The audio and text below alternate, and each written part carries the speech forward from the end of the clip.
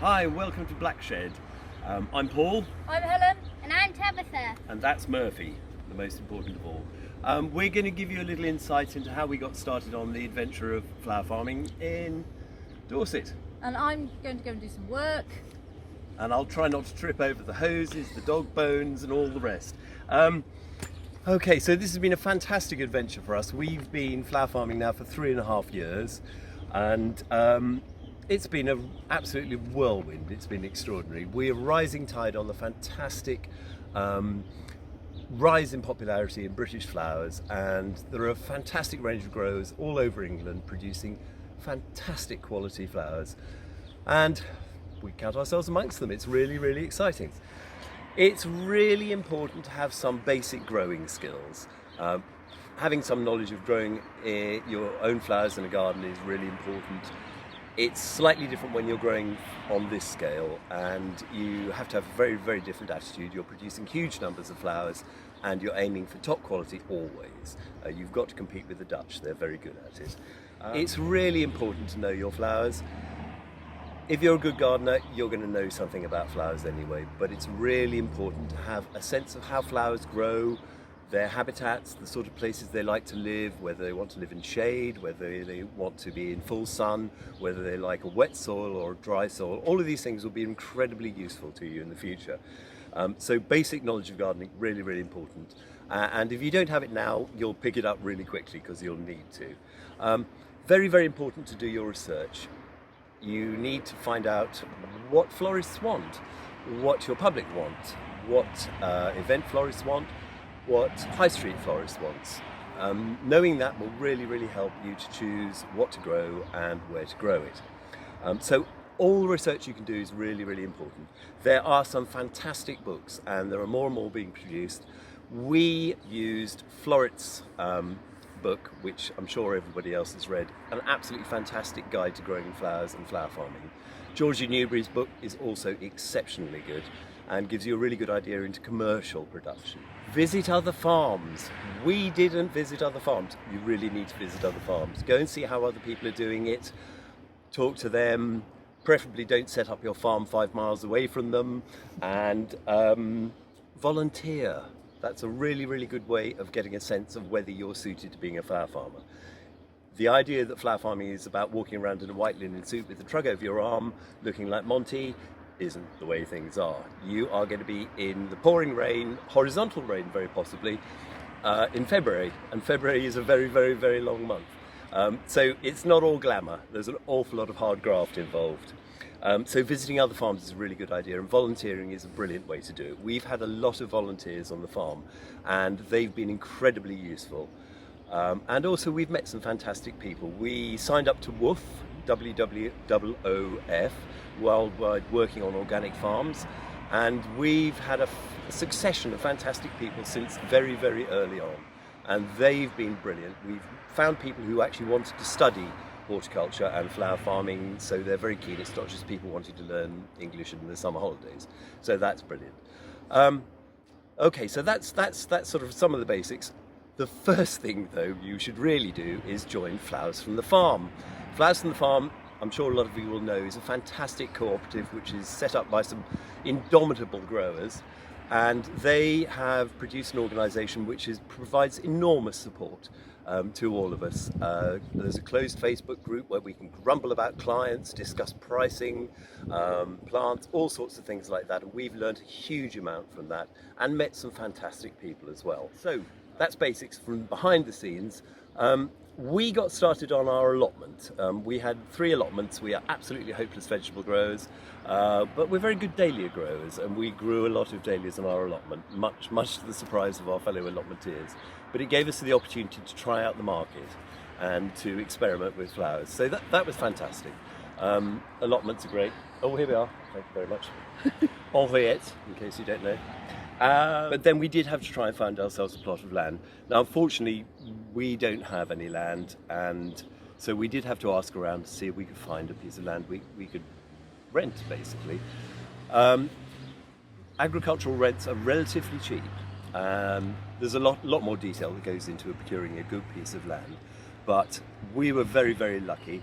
we have this fantastic site here at Blackmarsh Farm in Sherborne in Dorset, and we adopted a slightly unusual approach in that we, instead of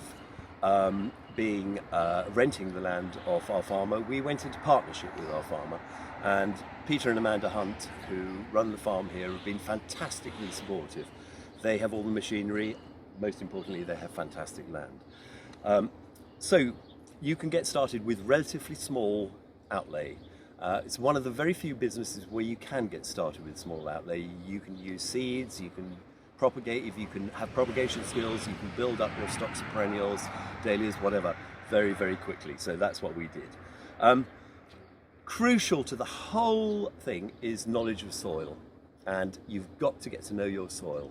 We are phenomenally lucky here. We've got deep, rich alluvial soil. We're in the softy southwest. We still get terrible rain, we still get terrible winds, but we have got gorgeous soil.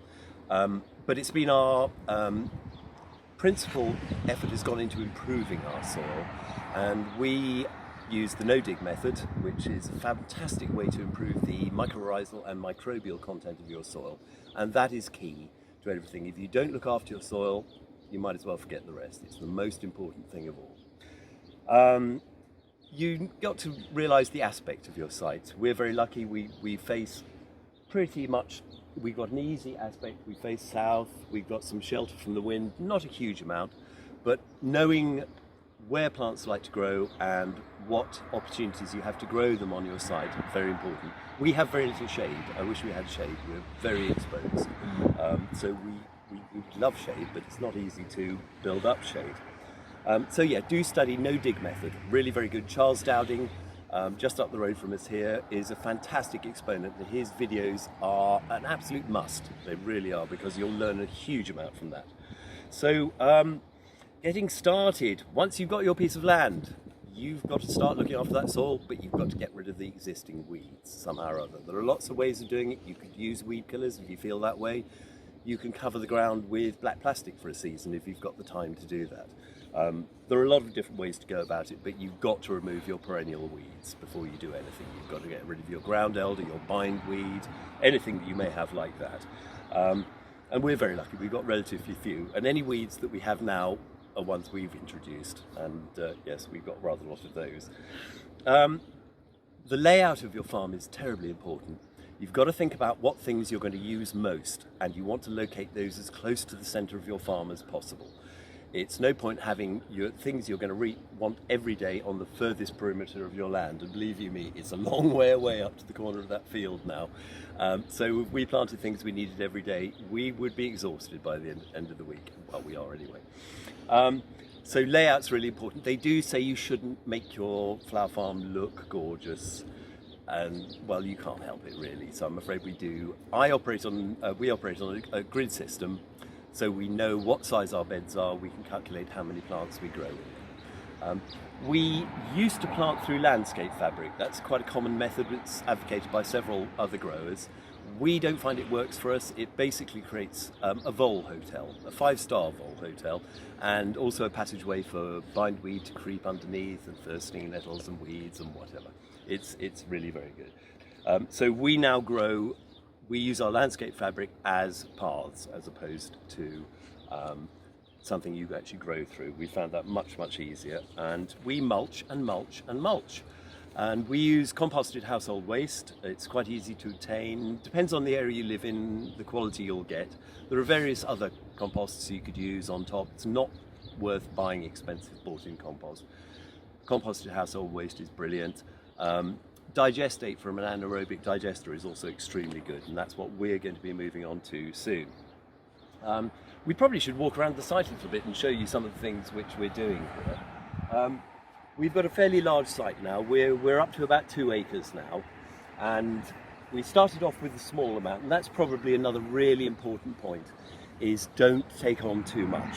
When we started, we were offered the whole of this 5-acre field here, and when Pete ploughed and power harrowed it for us, we went, oh good heavens above, and we then just fenced off 1 acre of it, and we started with just about 1/3 of that, and then rapidly expanded into the next acre. You've got to work out what sort of flowers people want, and probably the easiest way of finding that out is to use Instagram. And you can look to see what other people are growing. You can see what florists are using. Really, really important. Instagram is our most important advertising tool. We love Instagram. It's been incredibly important to us, and it's the reason we started actually. We accidentally posted a picture on Instagram and got an order from a florist, and that kicked off the whole thing. It was quite extraordinary. And it still remains the most important marketing tool that we have. So you can see we've got a whole network of beds now. We've probably got about 300 8-metre by 1-metre beds in production now, and we need more space now. There's one thing that I can say you should do, first of all, is plant your shrubs. Somebody the other day said that you should plant your shrubs 5 years before you start your flower farm, and they're completely right, because the one thing you're going to need is foliage. And foliage is probably the most important aspect of everything. You can have all the focal flowers you want, but you need fillers and foliage, so get those shrubs in quickly. You can grow from seed. You're going to need to learn your seed sowing techniques. We use soil blockers and plug trays, and that way we can generate the enormous numbers of flowers which we need every year. Very easy to do, and I could go on about that for a long time. Tubers for dahlias, we started out with a lot of dahlias. They are the most generous of plants and really, really very useful to us. Buy in plants, don't buy in big plants, buy in little tiny liners, 9-centimetre liners, fantastic. Pop them in with a bulb planter, really good. And yeah, learn propagation techniques. You're going to have to learn how to take cuttings, how to do, just really learn the full panoply of propagation techniques, and you should be good. I think we're going to just go and wander around the garden a little bit, and my wonderful camera woman, Jenny, is going to, it's a tough call, isn't it, Jenny, really? Give you a brief overview of the garden and a lovely glimpse of the sun here. It's the golden light this evening. We've been waiting for it for hours. No, we haven't. We've been cutting flowers all day. So you can see us here. We've got a huge range of different plants. Both Helen and I are incredibly keen plantsmen, so we are trying out everything. All sorts of obscure little varieties, things that you never see on the Dutch lorries, and that's going to be a really important thing. You need to provide something unique and special, and so that's what we try and do. Sometimes it works, sometimes it doesn't, but you'd be surprised. And the look of amazement when a florist turns up and sees something they've never seen before is absolutely priceless. I could almost certainly go on for hours doing this, but I think the most important thing to do is to just show you a brief view. Now, this has all been achieved in 3 years, largely as a result of unbelievable determination to get it going. We both came from very different backgrounds. I'm an author and illustrator. I design pop-up books, for heaven's sake. Helen is a musician and a bookseller, and Helen kept working for the first 9 months or so. I went at it full-time straight away. We're now both working full-time, and we're about to take on somebody else. So, yep, here we go. We're probably looking at the least productive part of the garden at the moment. That's the bulb section where we've been growing all our anemones and ranunculus and alliums. And through the rest of the garden, we've got the snapdragon forest, the amaranthus forest, the atriplex forest, all of which now are our principal weeds on the field. But it's amazing what you can do in 3 years, just by sheer force of dedication and determination.